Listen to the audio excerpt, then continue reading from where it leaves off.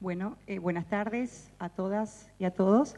Es un placer de vuelta para nosotros estar hoy con algunas de las personas seguramente que estuvieron ayer y bueno, y compartir hoy junto a ustedes una de las experiencias en nuestra escuela, que es una escuela de práctica, la escuela número 1 Artigas de Melo, y que recibimos estudiantes magisteriales de segundo año justamente de magisterio. Y bueno, seguramente hoy hablábamos de lo que de las experiencias que se ve mucho en secundaria y en educación superior. Y bueno, quizás también de lo nuestro por ahí se pueden tomar algunas ideas, así como también tomamos de secundaria. Y bueno, mi compañera va a explicar el porqué del título de este proyecto, que es Nuevas Miradas. Bueno, Nuevas Miradas data desde el año 2009, es un proyecto que ha ido evolucionando. ¿Y por qué se nos ocurrió Nuevas Miradas? En 2009 nos enfrentábamos a un nuevo programa escolar. También a fines del 2008 nos habían entregado las XO, que nosotros en el 2008 llegó un buen día y aquí tienen las XO sin ninguna preparación, sin nada. En nuestra escuela contábamos con una salita de informática, que nos era mucho más cómodo, dominábamos Windows, los niños escribían, sabían entrar a internet, podían buscar información, porque ya les habíamos dado podían realizar esos procesos, esos procedimientos de buscar, de saber seleccionar la información, pero había que empezar a trabajar con la XO. O sea que nosotros decíamos, nuestros alumnos tienen que empezar a producir conocimiento, tienen que dejar de ser consumidores y comenzar a ser productores. Empezamos a explorar las diferentes actividades de la XO y como que en principio nos costaba con cuál empezar. Hasta que cierto día un niño dice, mirá, acá está este gatito, ¿qué dice? ¿Para qué sirve? Y bueno, fue el puntapié de empezar a trabajar con Scratch. Como ustedes saben, Scratch es un lenguaje de programación, ¿verdad? Si vamos a la etimología de la palabra, Scratch es lo que usan los disc-jockeys, ¿verdad? Para crear mezclas. Y acá también de rayar los discos, y bueno, y acá vamos mezclando diferentes bloques de programación que ahora después les vamos a explicar. Y exigía exploración, no solamente por parte de los niños, sino de nosotros. Mucha búsqueda en internet de tutoriales, de información de esto, porque no había en ese momento, entrábamos en los portales Ceibal, no conseguíamos muchas cosas que hablara de Scratch. Hoy se nos ha facilitado muchísimo el trabajo. Las mejoras que se han hecho en el programa facilitan el trabajo y es una actividad riquísima. Yo creo que desde todos los programas de la XO es uno de los más ricos porque te permite trabajar desde animación, lengua, matemática, artística, sociales, ciencias naturales, todo lo que se nos ocurra lo podemos hacer con la actividad de Scratch.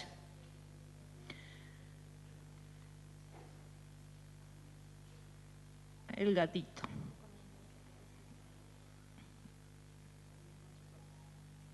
Sí, hoy ya lo vemos con otros ojos, dice mi compañera.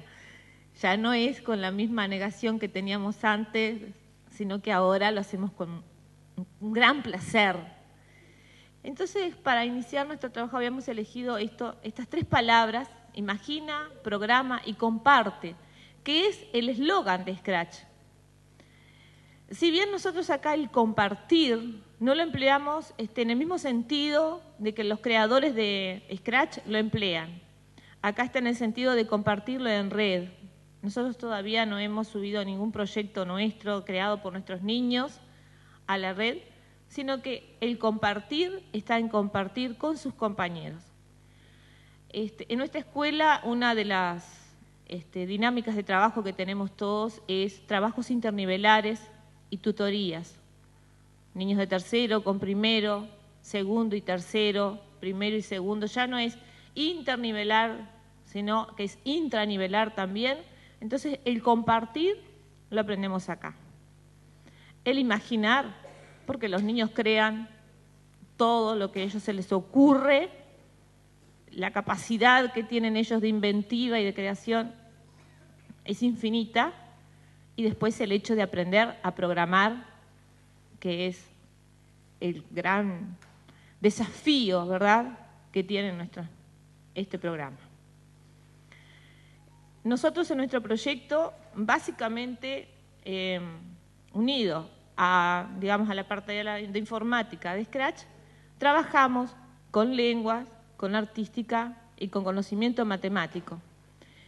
El conocimiento matemático, aunque ustedes de primera no lo piensen trabajar, necesariamente tenemos que llegar a él cuando empezamos a hacer las programaciones, porque nos obliga a emplear tiempos y si queremos que cualquier personaje o objeto que nosotros pongamos en el escenario, si queremos que se mueve, se desplace, que cambie de un escenario a otro, vamos a necesitar de medidas de tiempo y los más grandes, y ya podemos ir trabajando con los chicos, obviamente, el sistema de coordenadas cartesianas, porque inmediatamente va a aparecer en el escenario, al moverse, las X y las Y, que ellos preguntan y empiezan a experimentar y ven que si mueven, se va cambiando los numeritos de X y aparecen menos, y qué significa este menos 12, por qué me dice, de dónde sale.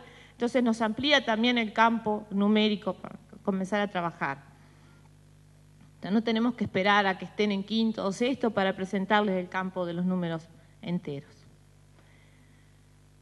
Mi compañera aquí les explica un poquito lo que es esta red, que fue de lo que partimos para trabajar, cómo lo hicimos.